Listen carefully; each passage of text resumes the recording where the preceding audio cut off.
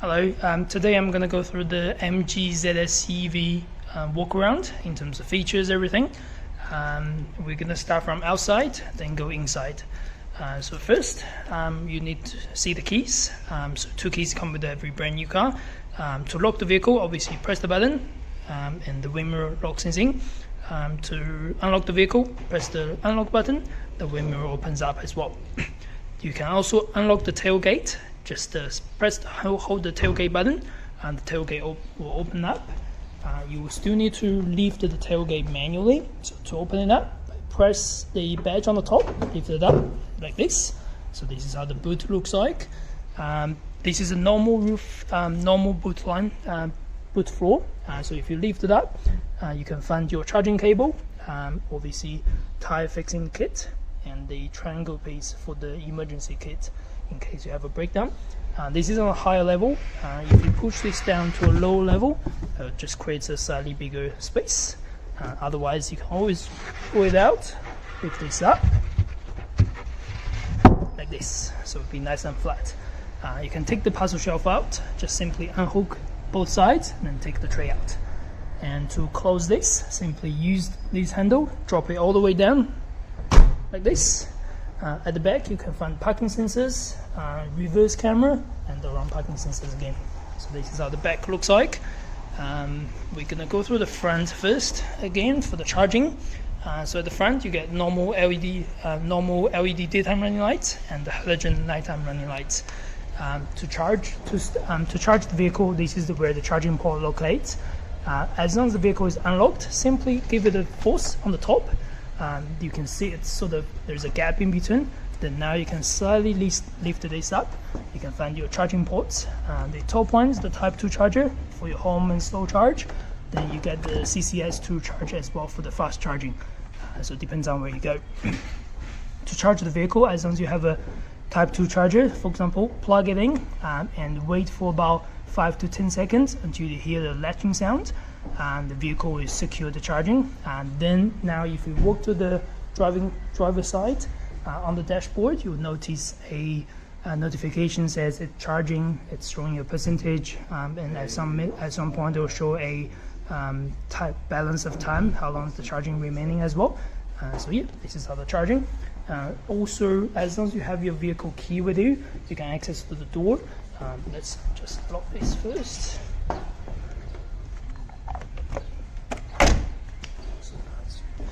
So access to the door, basically simply press the button, the vehicle locks, press the button again, vehicle unlocks. It works from both driver and passenger front door. Now for the front, the driver's seat is electric adjust and manual adjustments on the passenger side. On the door side, lock, unlock, the vehicle automatically locks on the central locking once the vehicle drives off, then just the door release. Window control at the back, window lock for the back as well. At the back, just storage space on the doors, storage space on the pocket, a charging port, some storage space, and ISOFIX point underneath the seats. Behind the seats you'll find your anchor point as well for baby seats, for example. To drop the seats, there's a lever over there. Simply pull this all the way up, drop the seats down. You need to drop the headrest before that as well. Just do that. So drop the headrest, the seats goes down. Same apply to the other side. It'll be nearly flat against the rear floor. To push the seats up, it's recommended to pull the seatbelt out first, then pull the seats up so it doesn't stop the seatbelt basically. So yeah, this is how the interior. Now we jump inside the vehicle, and first thing to start the vehicle up, this is the push button over here.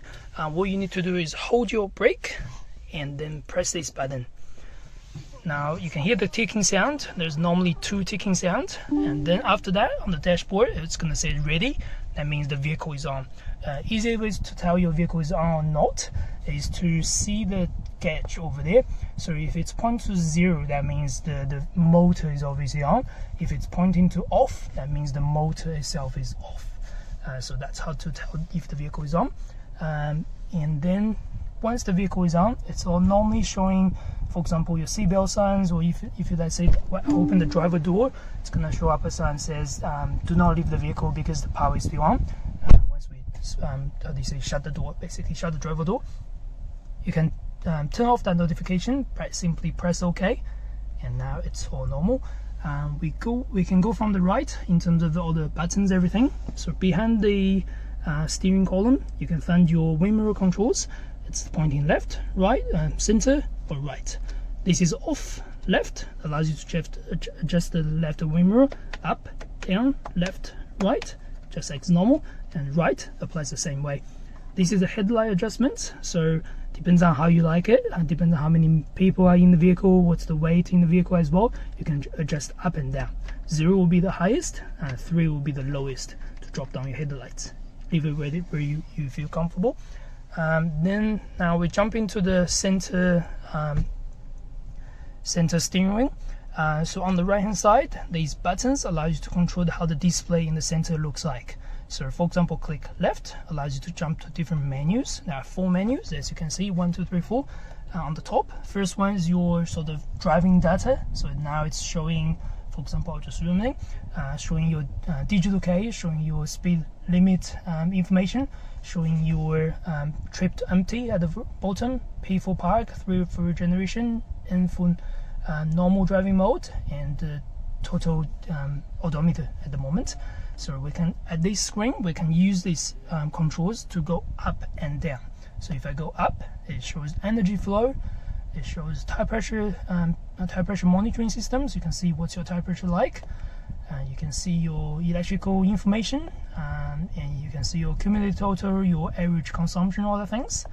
And go up, current journey, how long has the vehicle been running for, and then goes back to the digital case. So you can go up and down, it goes in a loop basically. Next menu, we go right on here. It's the sort of setting menu. First one is speed warning.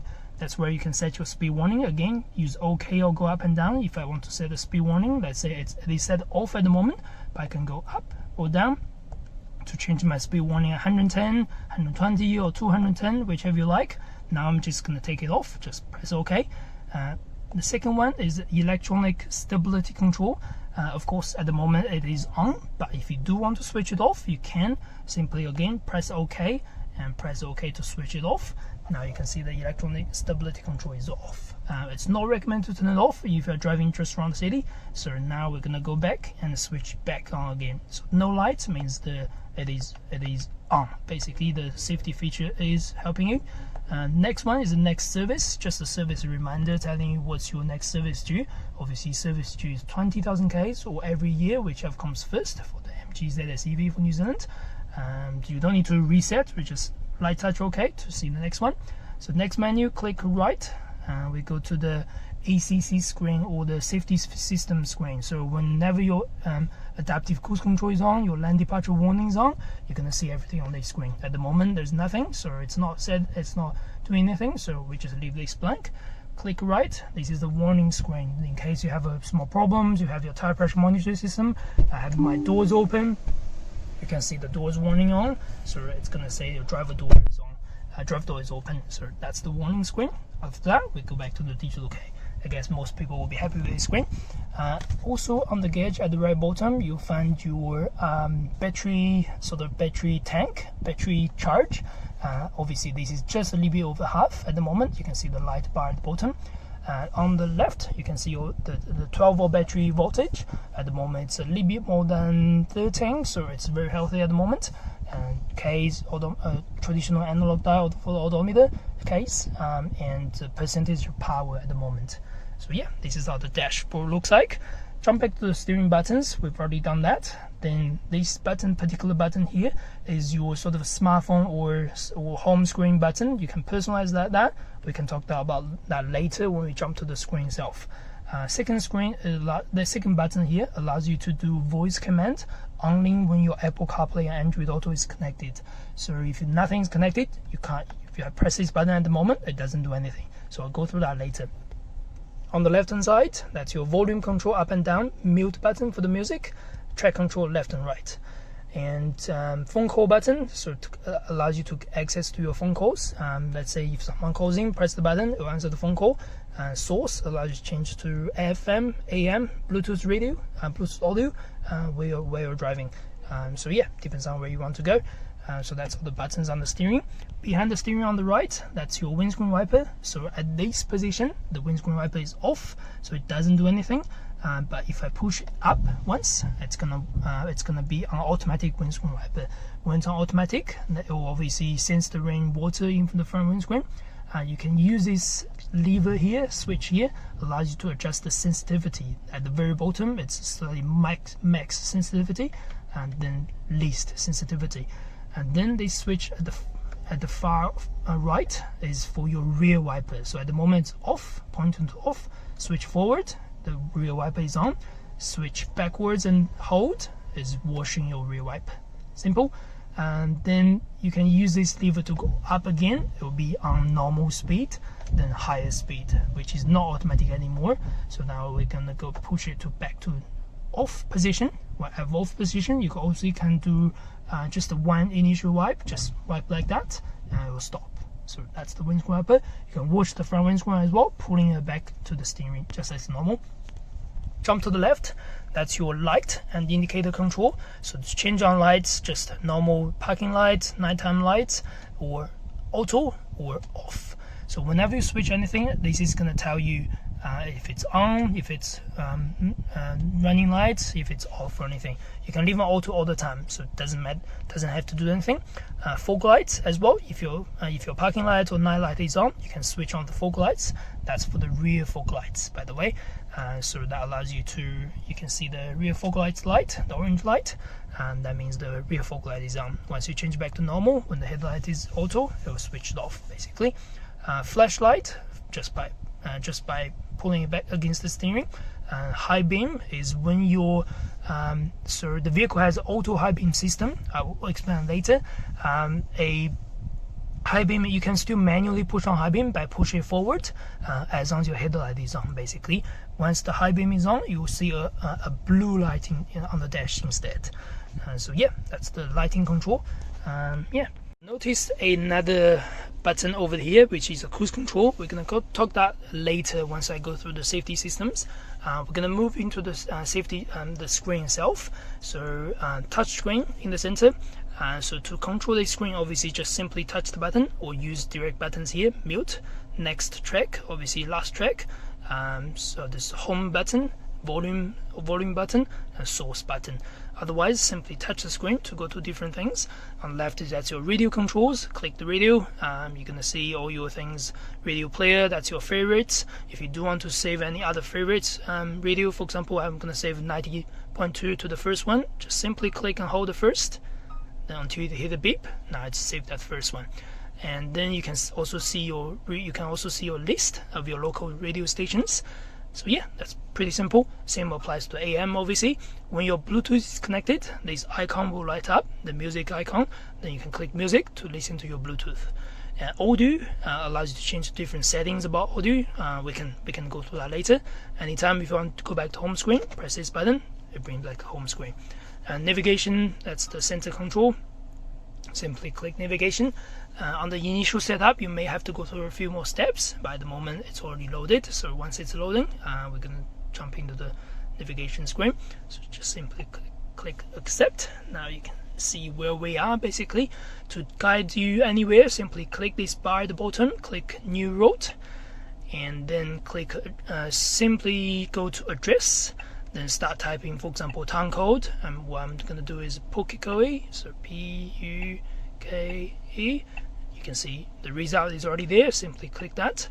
Street name, for example, I'm going to do King Street, King. Now you can see the result over there. And then numbers, I'm going to do a random number 30, for example. Just click that. Now you can see it's going to come up on the screen. You're going to select as destination and start navigation, basically. So now the navigation starts. The blue bar tells us where to go. If you do want to cancel that, simply click the bar at the bottom, delete route, and click OK. Simple. And anything else, you can do different graphic 3D, 2Ds. You can do all the different settings regarding sound, navigation, all that things. But that's more specific. We won't be able to go through that today. anything else on the screen, Apple CarPlay, Android Auto. So you do have two cables connections just underneath the center console. One is just for charging, and the other one is for connecting smartphone. That allows you to connect your Apple CarPlay, Android Auto. Once you plug in, your phone is going to pop up notification, and then one of these icons will light up. Depends on if you're Android or iPhone. That allows you to display your Google Map, Apple Music, all sorts of things, Spotify. And once it's connected, you can now use this button over here to use your voice command, either Google Assistant or Siri, basically, while you're driving. After that, we get the phone button. So phone button allows you to connect your smartphone. Obviously, you want to switch it on and wait for a couple seconds. And we're gonna go through, then you can see the BT name. So you're gonna go through your vehicle settings, go to your Bluetooth, then just wait for it to refresh until you see this name pop up. Just simply click this name, it will start connecting your devices. Once it's connected, you can see keypad, contacts, call history, everything will light up. That allows you the access to your contacts, to see your call history, all that things. So we're gonna go back to home screen again. Next one is the car, is the major part. There's a lot of things to talk about.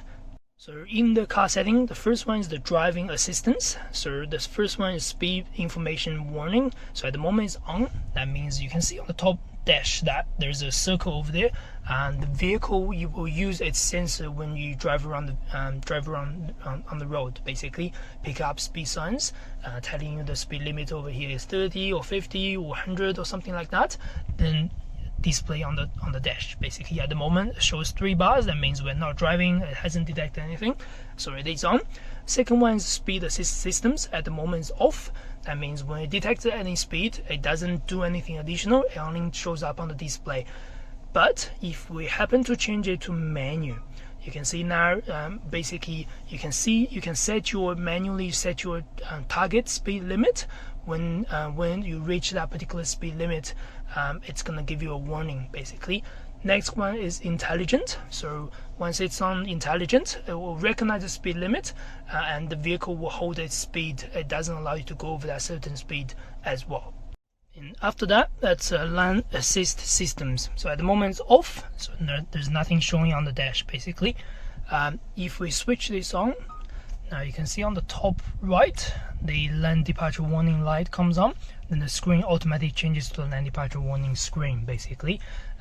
That means when you drive over 60 k's, the vehicle sensor will be able to see the lane marking. And on the left and right, if you bounce between the lane marking, or you're close to driving out of the ditch, the vehicle give you a beeping sound, basically. And then you can see the second one says assist mode. So you get 3 different modes that you can choose, basically. First one is alert, that only give you alert when you changes the lane markings. Second one give you called departure assist, and so what that does is it still give you warning, and then it will bounce you between the lane markings just before you run over it, and give you a little bit more steering assist. Last one is lane keeping, so permanently it will keep you in the right center, as long as it sees the lane marking, to balance you, basically, giving you sort of permanent steering assist as long as you're over 60 k's, as long as the vehicle sees the lane marking clearly, basically. So yeah, that's the different assistance systems. You can change the audible alert for that warning, either off or on. You can change the alert sensitivity from low, normal to high. And another trick is, once the system is switched on, you can see the light is on. You have another secondary switch over here, just behind the light indicator control. So if I do tap this, now it's off. That means it's temporarily switched off. Whenever you want to switch back on again, simply tap the button again, that switch it on. But if I do switch it off in the system menu, no matter how many times I tap this, it won't be able to switch on back on again. So this is the temporary secondary button to switch on and off, and this is the permanent switch on and switch off button, basically. Now we're gonna switch this off for now. Next one is the MG Pilot. That's basically your adaptive cruise control. Obviously you get the cruise control switch over here. At this position, when it's pushed all the way in, it doesn't do anything, so there's no light on the dash. But if we pull this against the steering to this position, now you can see it is on at the moment, and then on the left corner it has orange light telling you that vehicle cruise control is ready to engage. Once you start driving the vehicle, when you reach over 30 km per hour, you can then set your ACC, which is adaptive cruise control, by simply tap the button on the side. Just simply tap the set button. The vehicle will set your particular speed, for example 100, for example 55. Once it's set a particular speed, your orange light will turn to green. That means the vehicle will drive on your set speed whenever the road is clear, there's no traffic in front of you. On the top it says ACC set a particular case. If you want to change your set case, easy ways to do is to go up or down.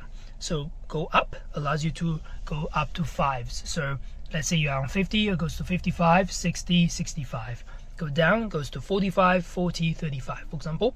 If you do want to go change the case from 1 by 1 instead of 5 by 5, you can pull and hold, and then it gradually goes up 1 by 1. And pull down and hold allows you to go down 1 by 1, basically. So that's how to set the cruise control. And you can now also see this car means it's our vehicle at the bottom, and the lines in front of it says it's the distance between you and the front vehicle. Let's say my set speed set 100, but the vehicle in front of you only drive, for example, 80 km. The vehicle will identify the front vehicle and slow down accordingly and keep the safe distance. Where yourself can change the distance. You can see the bars, it's all the way at the front. What I'll do now is to switch all the way back, switch again. That allows you to change it to lower distance, longer distance. So you got 3 distances to change. The lower distance is probably about 2 seconds, longer one is probably 4 seconds, for example. So you can change it anytime. Whenever you initially set up the adaptive cruise control, it's always going to be on the longest distance. Also, for example, if you're on cruise control, if you want to pause or cancel the cruise control for now, simply apply the brake. The vehicle will pause the cruise control. You see the orange light comes on again. To resume the cruise control, simply pull it back. You can see it on this way. Pull it back to resume the cruise control, or very light touch to cancel the cruise control. Otherwise, push all the way forward, it will be switched off. So that's how the cruise control is set up. And that's us for MG Pilot, basically. Next one, forward collision system. So the system, forward collision system at the moment is on. That means before you crash into something or someone, the vehicle give you alert, and then at the last very second, it give you emergency braking to avoid the crash or at least reduce the impact. You can change to just alert, so there's no braking or emergency braking. Obviously, it's recommended to have emergency braking on. Alert sensitivity is low, normal, or high, whenever you like. Pedestrian auto emergency braking, it is on as well, in case someone crossing the street without looking left and right. Pedestrian alert is on as well, so give you alert whenever someone is crossing the street without noticing the vehicle. Rear driving assist, last one, is your blind spot detection and your technology behind the vehicle sensors, all that things. So first one, it is on, that's over the whole system. Blind spot detection is on, that means on your wing mirror, just gonna wind up the wing mirror. So on the bottom, it's very hard to see, but you will have a indicator light over there. Whenever you're driving on the road, someone is traveling behind you at a certain speed, the vehicle will give you a light on the indicator telling you that there's someone at your blind spot, basically. Lane change assist, it's basically when you indicator, when someone is behind you, when you use the indicator or anything like that, it gives you a flash telling you someone at your blind spot. Rear traffic cross alert is, for example, you are reverse out of the car park, you're parking between two cars, but you can't see anything coming behind you on the left and right.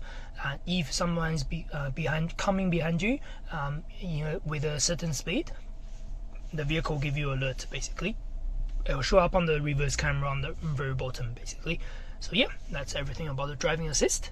Now, next one is the comfort convenience. First one is lighting. Follow me home means when you switch on, switch off the vehicle at night, the vehicle headlight stays on for about 15 seconds or so. So it is on at the moment. You can switch it off if you don't like it. Find my car is if you can't find your vehicle in the big car park, and you can basically use the, as long as the vehicle is locked, you can basically use the menu key, click the lock button. From a distance, the vehicle give you either lights or lights and horn, depends on where you choose. Auto high beam is on. How that works is you can just leave your headlight at auto all the time. You don't need to manually push the high beam. When it's completely dark on the driveway, let's say, and the vehicle will automatically switch on the high beam for you. And then if there's incoming traffic, if there's a light, if there's you're following your traffic, and then the auto high beam will automatically switch off. Again, if you don't like it, you're more than happy to switch it off, or if you like it, you can leave it on. The other menu that works for this steering wheel button, which is the button on the steering on the left, basically the start button over here. So you can manipulate how this button works. You can select this button to go to home. So that means when I press this button, it goes back to home, or goes to smartphone when your Apple CarPlay Android Auto is connected, or goes to car. So up to you, whichever you like. Manufacturer's default setting is smartphone. And next one is driving and maintenance. So just a simple hill descent control system. Normally you don't need to put it on. You only use it whenever you driving deep downhill. What the vehicle does is once you push it on, the vehicle will hold your brake, hold your speed basically between sort of around 0k to 40k's, depends on the situation, everything. So you don't need to engage your manual brake all the time, so it doesn't overheat the brake pad or something like that. So you can leave it off if you just drive on city basically. Last one, factory reset. We don't need to reset the screen unless you want to reset for some next owner or anything like that, and push the button to go back to home screen. After that we get setup. Setup is basically about the screen settings, all that things. First is audio, which we need to talk about. System beep, all that things. You can change to you can lower them, you can beep, mute them as well. EQ settings, you can change to different EQ settings. You can preset them as well, do different things whichever you like. Sound stage, you can have different sound stage on the vehicle itself. It's got a 3D sound system, so you can change to directions to see where you like. Otherwise, just leaving the center, you can go just the 3D sound for the driver, 3D sound for everyone, and no 3D sound. And subwoofer, virtual subwoofer on and off basically. So yeah, that's about the speakers audio system. Radio, that's not something you need to do, so we don't worry about that. Time is to change your time. You can click the GPS sync off if you think it's not accurate or something like that, and then once it's switched off, you can manually swipe up and down for each of the time, everything. You can change the time format. Bluetooth, you can change your Bluetooth by using this screen as well. You can delete your devices when something's connected. Display allows you to change the brightness for the display. You can change the night. For example, night at the moment is on 1, day at the moment is on 9. Then we go back to auto. That means the screen will automatically go to day or night whenever your headlight is on or off. Otherwise, you can switch off the screen as well. System, again, allows you to open the system settings or reset the system. You don't need to do anything. So we jump back to home screen. And these pictures, videos are only available when you connect something through the USB cable underneath, so it doesn't do anything at the moment. You can also switch off the screen while you're driving at night with music still playing in the background. Then touch the button and the screen backs up again. So yeah, that's about the screen settings. Drop down to the bottom to show you the aircon. So when this light is lights up, that means the aircon is on. Press this button, the aircon is off. Press this button again, aircon is on. It will temporarily show up on the screen itself before it disappears again. So for example, switch this style left and right, allows you to change to different temperatures. Right will be hot, left will be cold, obviously. And this is the front windscreen blast. So if I press the button, the front windscreen will start blasting. AC, recirculation on and off. Rear demister for the rear windscreen. Heated seat for the passenger. These two buttons allow you to change the directions, so it goes in a loop. So no matter which button you type, you always find your way. So for example, this goes to top and bottom, just bottom, and front windscreen and bottom, and go to front windscreen, and go to top again. So it goes around anyway. And the right one is for heated seat for the right. There's only one heat setting, by the way. and this one is purely for fan speed, up and down, left and right. So yeah, that's about air conditioning. The air conditioning does how do you say, affect the driving range basically. So if I'm gonna push it off, you can see on the dash it's on 148 k's at the moment for the range, and now I'm going to push this on. Now you can see it's dropped to 126. Obviously that's just purely for indication, but it does reduce the range while you're driving, just to let you know. Down the bottom you get a mode button, allows you to change to different driving mode. So where every time you initially start the vehicle, it's always going to show N, which is normal driving mode, so it's perfectly balanced for efficiency and sportiness. If you do want to have a little more sporty, so just push up. Now you can see it's on sports. You can see the range drops as well. Obviously give you the best driving experience, best the throttle response, all that things. Obviously reduce the range. Then flick it down, it will become normal. Flick it down again, it will go to echo. So up for sports and down for normal and echo. So go up and down, basically 3 modes to change. Now we're gonna go back to normal basically. Next one is the KERS button, which is your regeneration program, which is the number 3 with the circle at the moment. So whenever you start the vehicle, it's always on number 3. Number 3 will give you the highest regeneration. So that means when you release the pedal on the throttle, the vehicle will generate a brake for you before you even apply the brake. So that allows the vehicle to generally be battery capacity to the battery itself.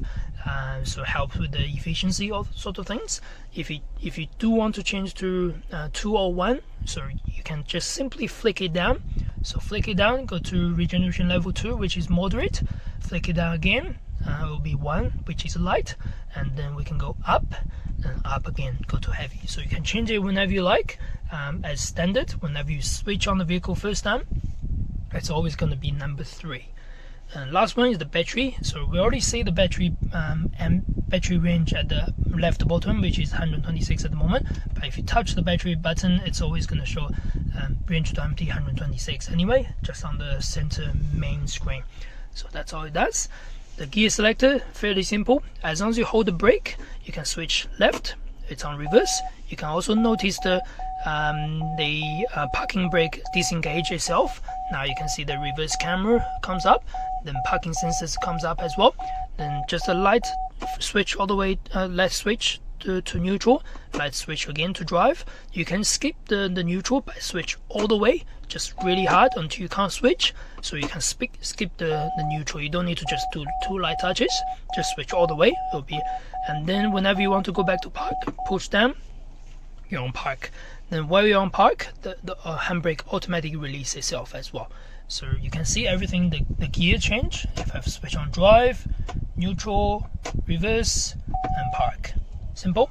The handbrake you can still manually release. Once you release, the gears automatically change to neutral. Then pull it, push it down. Then normally you want to push it back to park. The auto hold button.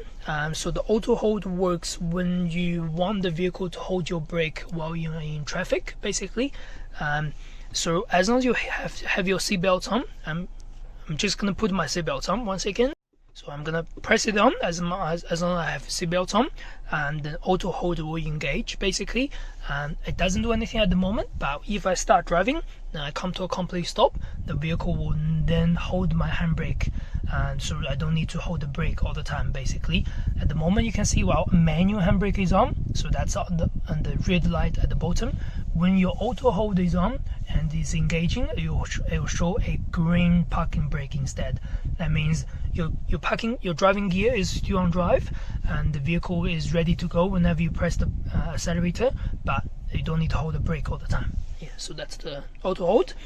Center console, very simple, just 2 cup holders and just a deep storage space. In the glove box you normally find your owner's manual, service book, everything. On the top you have a sunglasses holder and all the lighting control, just the reading light on left and right. And next one will be your door light basically. If you push it down, and if I open the door, the light does come up. If I push it off, the light doesn't come up whenever the door is open or closed. And then after that, last one is the sunroof. So if you tap these buttons, you'll be able to open the shade. I'm just gonna open my this. So if you tap this button, just one touch, the shade closed all the way until, for example, if you want to stop halfway, you're more than happy to do that. Just one touch, it stops halfway. Then if you open it all the way, just one touch, it goes all the way. Two ways to open the glass roof. One way is to tilt, so it does open a small gap, allows the air to flow. So push this silver bar on the top, it just opens a small gap. That's all it does. Pull it down, that's closed. And then if you do want to slide this open, so just switch this.